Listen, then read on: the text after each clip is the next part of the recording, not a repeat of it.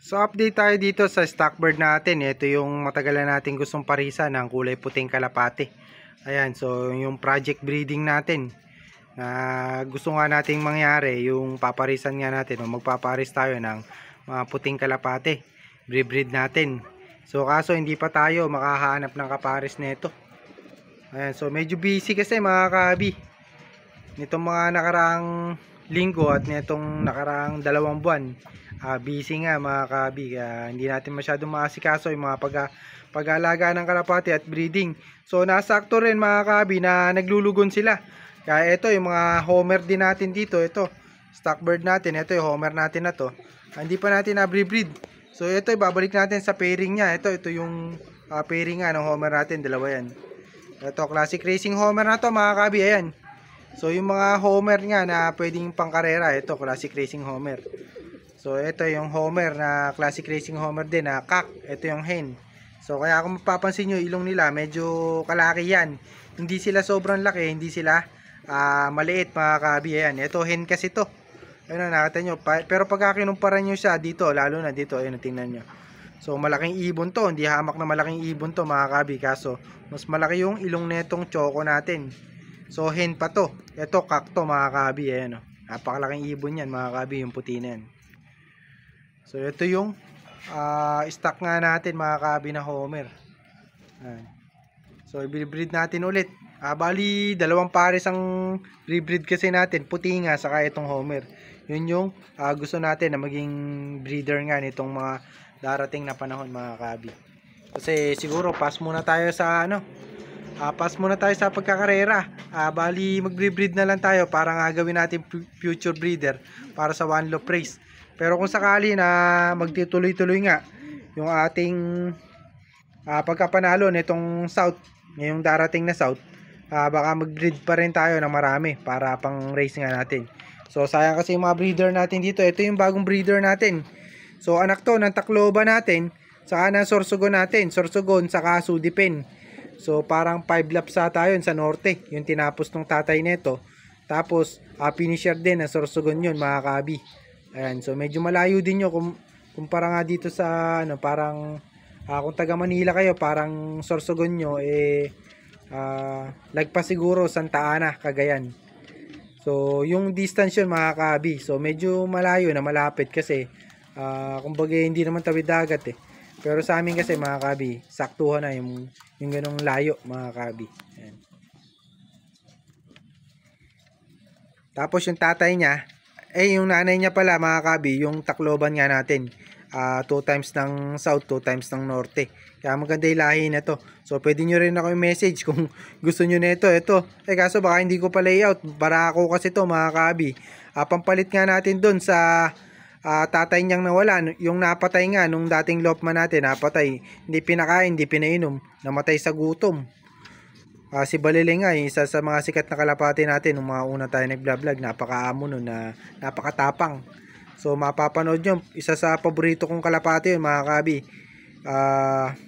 Namatay nga sa gutom, kaya kinalulungkot ko yun nung sobrang lungkot ang nangyari sa akin nung namatay yun mga kabi, kung alam nyo lang. Kasi nga isa sa paborito kong kalapati yun. At isa sa mga unang kalapati ko simula nung nag-vlog nga ako, kalapati ko na yun. So iba kasi dito mga kabi, bago lang. Ito katulad nito, bago lang to yung mga yan. Ayan. So ito ata, itong kalapati na to mga kabi, ayan. Kasabay din natin before ako mag-vlog. Kalapati ko na to. Ito binread ko lang to nung nag-vlog na ako mga kabi. Yan yung homer natin na to. Binlog ko lang to. Kaya mas matanda to itong hen natin kaysa dito sa cock natin na to. Tapos ito, bata lang to. Ito yung naiwan ngang anak ni Baliling. So nagkaparamixo din siya mga kabi. Nung norte nga, nahahawa siya sa truck nga mga kabi nung mag-derby na. Saka nagkasakit yung mga kalapati namin dito. Buti nakasurvive nung isa na to. Yung mga kasama niya mga kabi, puro tepok nga mga kabi. Ito lang yung nakasurvive sa, hindi ko alam kung adeno saka paramixo, nagsama-sama ata yung sakit nun. So bali marami din na club member dito sa amin na kumbaga hindi naman nagsiiyakan, kumbaga nalungkot dahil naubos nga yung mga kalapate nila. Ayan. So ito mga kabi, yung lahi nga nito talagang pang race natin. So simula norte hanggang south talagang pinangre-race natin yung lahi nito mga kabi. Bali ang lahi niya overall lang norte saka overall ng south. So parehas yun both sides ng north at south.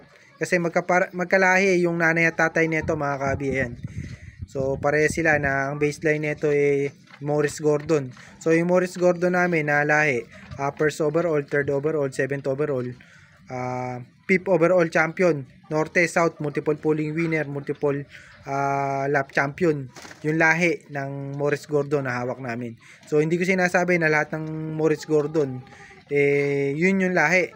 Pero yung lahi ng kalapati namin, yun nga mga kabi. So yung isa natin na breeder, bali kalahi niya 7th overall. Yun lang yung nakakuha natin o yung nandito na kalapati natin. Ito bale lolo niya to. Ito yung pinaka lolo ng ano natin, Morris Gordon ito. So hindi ko alam kung nagsisimilya pa. Yan. So ayan nakita niyo naman siguro itsura. Yan. So ito yung pinaka lolo ng mga Morris Gordon natin. Tapos ito siguro siya na yung pinakabata na Morris Gordon natin dito. Tapos ito, Morris din to mga kabi yan. Parehas yan, magnana yan mga kabi. So bali ang tatay nila parehas ito. Ito nanay. So kasi inbreed ng Morris yung ginawa namin, ito yung napalabas. So gagamitin nga nating breeder to, itong Morris natin na to. Ayan. So gandang kalapati yan. Ito naman yung stock bird natin. Yung iba rito mga kabi, puro mga bago lang din sa akin to. Kumbaga medyo matanda na pero bago sa atin kasi nga hindi natin kalapati nung nag-vlog tayo, simula nung nag-vlog tayo yung mga bago. Ayan. So pagkakaalam ko ito yung nanay ni Baliling. Ayan. Yan yung nanay din ni Baliling. So kumbaga lola nito. Ayan. Tapos ito tatay nun. Yan yung mga stock bird natin. Ito hindi pa gumaganda yung kulay. Ito samban lupalop ng galing to. Galing ata sa hiraman to mga kabi. Ayan. Ito yung kalapati natin na to, kaya ganyan itsura. Ito mga kabi, ito yung binibreed ko sana nun. Kaso na disgrasya nga, puro buko lang inabot dun sa binibreed natin na kak. Pagbubukol no. So bali ito Hooters line naman to. Bali kalahi nito yung kalapate ni Sir Racing Pigeon ni Angelio Gante. Lahi yan. So kumbaga nakakuha to dun sa ano yung tawag dito? Dun sa pinanggalingan nga ng Hooters line ni Sir Angelio Gante. So napanalunan nga sa auction nung pinsan ng tropa ko na nandito nga ngayon yung kalapate niya. So sa atin inilagak. Nasaan ba? Marami tayong pinahiram dito ng mga nakaraan kaso sinoli na. Nasaan ba yung mga pinahiram natin? Ito ata. Itong choco natin, pinahiram natin to nun. Kaso nasoli na nga. Ni paring Sadyan. So shoutout sa kanya. Ayan. So ito yung mga stock bird natin. Matagal tayo hindi nakapag-video kaya ayan, nasulit tayo ngayon. Ayan, nasulit tayo sa pag-update niya sa mga kalapati natin. Ito yung nanay ng ano natin, Tacloban, 2 times ng norte, 2 times ng south. Ayan. So ito yung nanay, Santa Ana Clacker to mga kabi, Speedbird. Yan yun mga kabi. Bali may papel din sa akin to mga kabi, Speedbird to. Kaso butas siya ng isang lap ata. Isang lap ata ang butas nito mga kabi. Pero yung speed nito puro 1,000 mahigit. So sa Santa Ana, Cagayan, ang race nito 1,000 mahigit ang speed. So kaya Speedbird to mga kabi kasi nga puro 1,000 ang speed nito. Ayan.